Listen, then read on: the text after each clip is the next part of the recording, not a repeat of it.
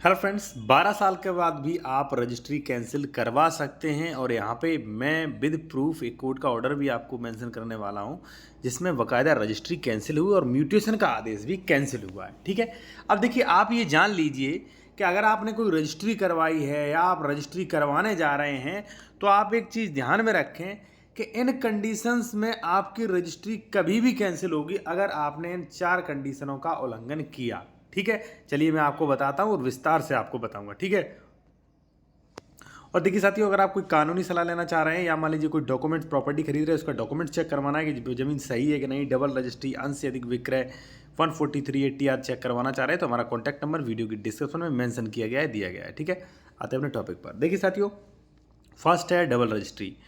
अगर मान लीजिए आप कोई प्रॉपर्टी खरीद रहे हैं तो आप ये सुनिश्चित कर लें कि इसकी पहले तो रजिस्ट्री नहीं की जा चुकी है। ठीक है, अगर मान लीजिए 2008 में किसी संपत्ति की रजिस्ट्री हो चुकी है, इन्हें ये संपत्ति की रजिस्ट्री 2008 में कर दी है और 8 वाले ने दाखिल खारिज नहीं करवाया, अभी भी नाम किसका आ रहा है, ए का, और ए ने अगर मान लीजिए आपको ज़मीन बेच दी, आपने खरीद ली 2025 में, तो 2025 यानी कि आप वाली रजिस्ट्री 100% श्योर कैंसिल हो जाएगी। ठीक है, तो आप ये ज़मीन चेक, भाई आप ज़मीन खरीद रहे हैं तो आप ये चेक करें कि भाई इस ज़मीन की पहले रजिस्ट्री या एग्रीमेंट या वसीयत या दान पत्र किया तो नहीं जा चुका है। ठीक है, तो यानी कि डबल वाली रजिस्ट्री कैंसिल हो गई। उदाहरण देख लीजिए आप, ये देखिए उदाहरण है, इसमें क्या किया था, एक व्यक्ति ने 2008 में प्रॉपर्टी बेच दी थी।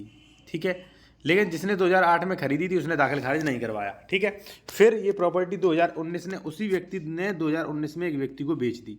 ठीक है, जब 2008 वाले को पता लगा तो उसने रेस्टोरेशन डाला और 2019 वाले की रजिस्ट्री कैंसिल करवा दी, दाखिल खारिज भी कैंसिल करवा दिया।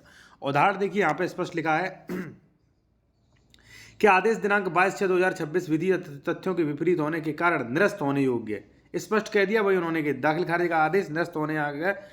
वादग्रस्त भूमि घाटा संख्या ये को 2008, देखिए 8/1/2008 को प्रार्थिया, ठीक है, के हक में किया जा चुका था। मैंने कहा 2008 वाले उसने, भाई कोर्ट ने क्या किया, 2008 में ही भाई प्रार्थिया के हक में किया जा चुका था। ठीक है, तो ऐसी स्थिति में विक्रेता को पुनः जमीन बेचने का अधिकार नहीं रह जाता, अर्थात किया गया बैनामा प्रभाव से शून्य, यानी कि रजिस्ट्री प्रभाव से ही शून्य, प्रारंभिक ही शून्य, उसका कोई मतलब ही नहीं 2019 वाली का। ठीक है, इसलिए जो है उन्होंने आदेश कैंसिल करके और जमीन जो है उसे लौटा दी 2008 वाले को।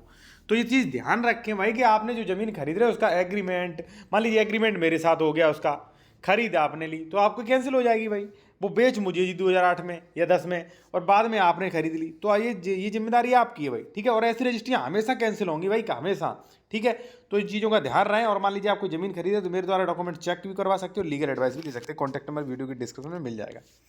सेकंड है साथियों, अंश से अधिक रजिस्ट्री। अब देखिए, जैसे मान लीजिए हमारे पास है 5 बीघा जमीन, हमने एक एक करके 5 बीघा जमीन मान लीजिए बेच दी है। ठीक है, और बाद में हमने फिर से 1 बीघा जमीन बेच दी है, तो इस 1 बीघा की रजिस्ट्री जो है वो कैंसिल होगी क्योंकि मेरे पास अंश ही नहीं बचता। अब आप कहेंगे सर रजिस्ट्री कैसे हो जाएगी, रजिस्ट्री हो जाती है अगर मान लीजिए इतना ही सरकार ध्यान रखने लगे तो कोर्ट में मैटर जो है वही खत्म हो जाएंगे। ठीक है ना, देखिए जो रजिस्ट्री की वेबसाइट है और प्रॉपर्टी ट्रांसफर एक्ट है वो ये कहता है कि भाई आप ये सुनिश्चित कर लें कि इस प्रॉपर्टी की रजिस्ट्री वगैरह तो नहीं हुई है। ठीक है, रजिस्ट्री ऑफिस आपको नहीं रोकता है, समझे कि नहीं, हो जाती है डबल रजिस्ट्रियाँ, फिर बाद में बाद वाली कैंसिल होती है। ठीक है, और ये भी आप चेक करें कि भाई इसने कितना जमीन खरीदी थी, कितना अभी तक बेचा और कितनी बाकी है। ठीक है, वरना कैंसिल होगी आप।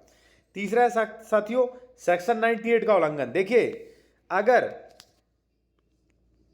ध्यान रखना इस चीज का, कई रजिस्ट्रियां कैंसिल होंगी और अगर इसका उल्लंघन किया तो 5 नहीं बल्कि 50 साल बाद भी रजिस्ट्री कैंसिल होगी, गारंटी है हमारी। ठीक है, और ओनली एक एप्लीकेशन पे। कैसे, देखिए उत्तर प्रदेश में एक नियम है कि अगर मान लीजिए एससी की जमीन है तो एससी कैंडिडेट जो है अपवादित दशाओं को छोड़ के, ध्यान रहे अपवादित दशाओं को छोड़ के एससी कैंडिडेट अगर किसी को भी ओबीसी या जनरल को बेच रहा है तो वहां पे सेक्शन 98 का परमिशन लेना पड़ेगा कलेक्टर से।